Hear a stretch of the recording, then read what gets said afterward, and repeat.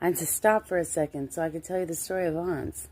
I met her when I was in Egypt at the King Hotel, and she starts telling me that she was brought from Tunisia and they had taken her passport. This is before I knew about international trafficking of women. This was my very, very first exposure. Felt so bad because I went to hide it immediately. I didn't realize it wasn't the United States. And because of all of this illegal immigration, even the United States hasn't been the United States lately.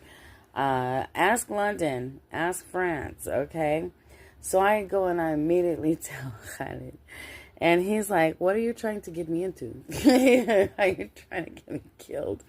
And I looked at him like, you coward. But I had no idea how big it was, how bad it was. And, I was always putting him in these positions. No wonder Mubarak was a personal enemy of ours, because he just literally would be put in these positions where I didn't understand he was trying to keep a name or keep a look. Like one guy had cheated him on a business scam. So Khalid went and took, when somebody owes you money there, what you do, it's worse than a loan shark. Because what you do is they come to your house. Okay, I like that. The TV, they don't care what it is. It could be your wife's wedding dress. And they'll take it, And so Khalid comes in and he's got this Capodimonte and he's got this cute little Disney TV VCR combination. I'm like, that's from a kid. That's from a woman. You can't. I was like making him take stuff back. And he's like, oh, Jamie, what are you trying to do to me?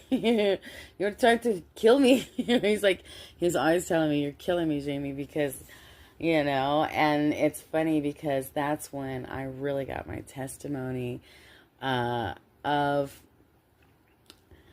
I wasn't full of beans, because I was like, oh, man, because God, and he was really, Khalid was mad at me. So I was like, God, am I full of crap? And all of a sudden I heard this song come across a tape that I was given in return for one that was stolen from me in Saada. And it starts playing and it's talking about Warriors of Light. And it's a LDS, it's a Mormon song. I'm like, oh my word. And I didn't know what it was. It was the song itself that just had me floored because every word was an answer to my whispered question prayer. And I was like, it was like Twilight Zone. It's like God was talking right to me. And I looked down, and for the first time, I was actually reading the telephone book just to see something in English. My eyes were hurting for English. You miss America, let me tell you.